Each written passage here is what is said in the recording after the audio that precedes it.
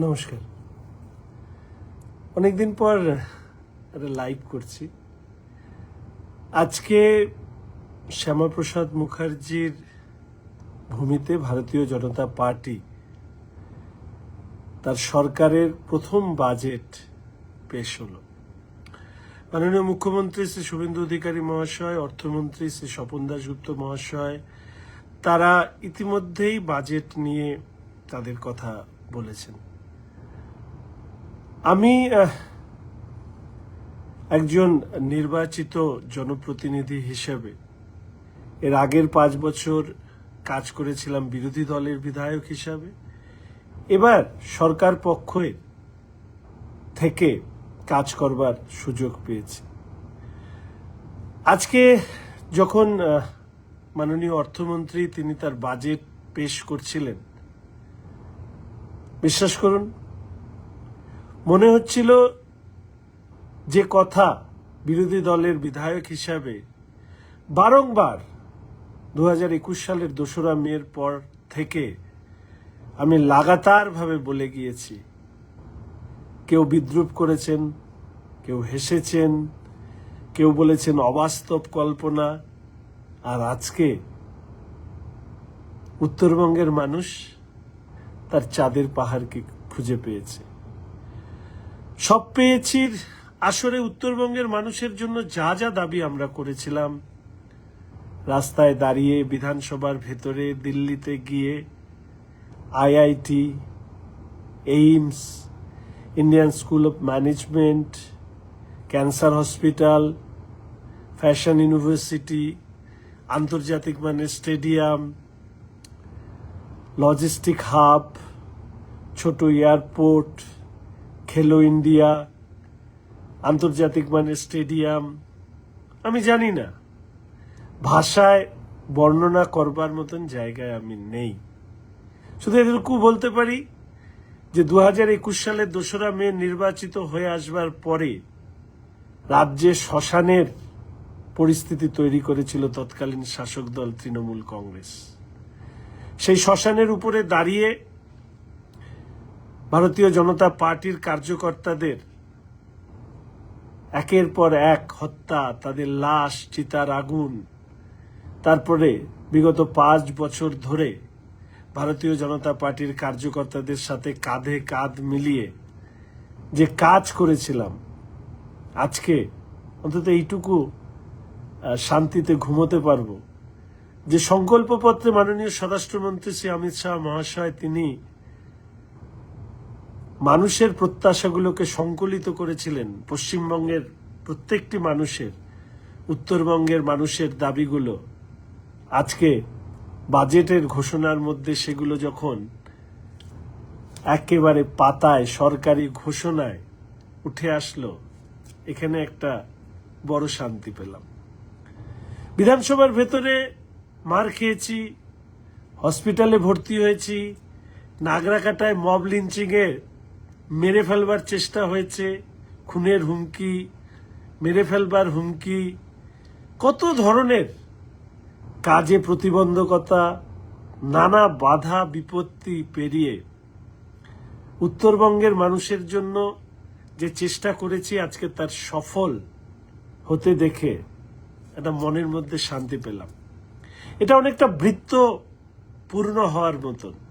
যখন আমি এই কথাগুলো তুলে ধরতাম, উত্তর পূর্ব ভারত, উত্তরবঙ্গ, 7 কোটি মানুষ, উত্তরবঙ্গের নিজের যা রিসোর্স আছে সেটাকে আমরা অনেক দূর নিয়ে যেতে পারি। অনেকে ভাবতেন যে আমি যেটা বলছি সেটা বাস্তবের সঙ্গে সঙ্গতিপূর্ণ নয়, কেউ বা পাগলের প্রলাপ ভাবতেন।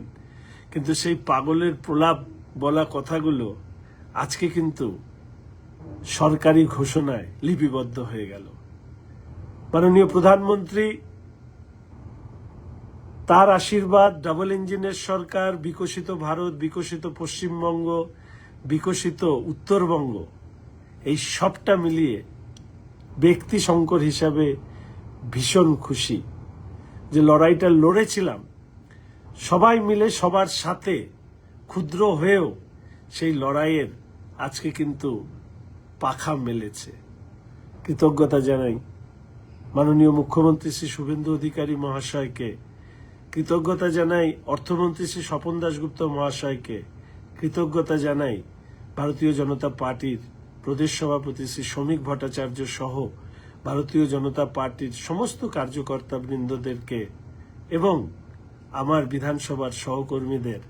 সাথে অনেক ভালোবাসা থাকলো আমাদের সম্মানীয় পর্যবেক্ষকরা শ্রী সুনীল বানসাল মহাশয়, শ্রী ভূপেন্দর যাদব মহাশয়, শ্রী মঙ্গল পাণ্ডে মহাশয়, শ্রী অমিত মালব্য মহাশয়, শ্রী বিপ্লব দেব মহাশয় সহ আমাদের এখানে যারা এই পথকে আরো বেশি প্রশস্ত করতে সাহায্য করেছে। অরুণ বিনারিজি, আমাদের কৈলাস চৌধুরী মহাশয়, আমাদের রাজেশ দাদা, আমাদের রত্নেশ ভাইয়া থেকে শুরু করে অসংখ্য কার্যকর্তারা, তারা শুধুমাত্র পশ্চিমবঙ্গের মাটির থেকে তৃণমূলের অপশাসন মুক্ত করে ভারতীয় জনতা পার্টির সরকারকে নিয়ে আসবার ক্ষেত্রে যে সময় তারা দিয়েছেন, পরিকল্পনা করেছেন, যে পরিশ্রম করেছেন, আজকে উত্তরবঙ্গের মানুষ সারা পশ্চিমবঙ্গের মানুষের সাথে যেভাবে খুশিতে ভাসছে, আমি গর্বিত।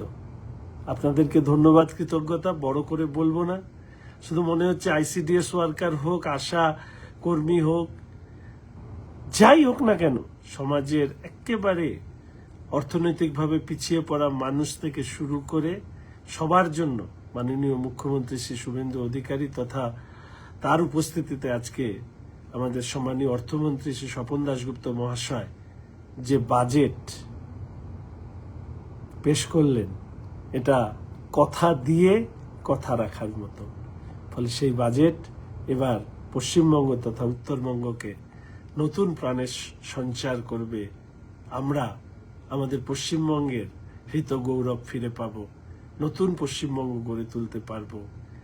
এই আশা এবং বিশ্বাস পশ্চিমবঙ্গের মানুষ যেটা রেখেছেন, এবার তার জন্য আরেকটা, অর্থাৎ বাজেটের পরে বাজেট এক্সিকিউশনের পার্টে আপনাদেরও সকলের সহযোগিতা অবশ্যই আশা করি। সরকারি কর্মচারীরাও খুশি হয়েছেন, খুশি সবাই। তার মধ্যেও যদি কোথাও কোনো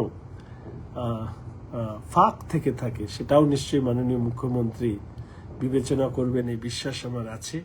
ব্যাস এতটুকুই কথা বলার, শুধু এইটুকুই বলবো, ওই যে বৃত্তটা পূর্ণ করবার যে আনন্দ, যে লড়াই, সেই লড়াই আজকে একটা হাসি মুখে যে ফুল ফুটেছে।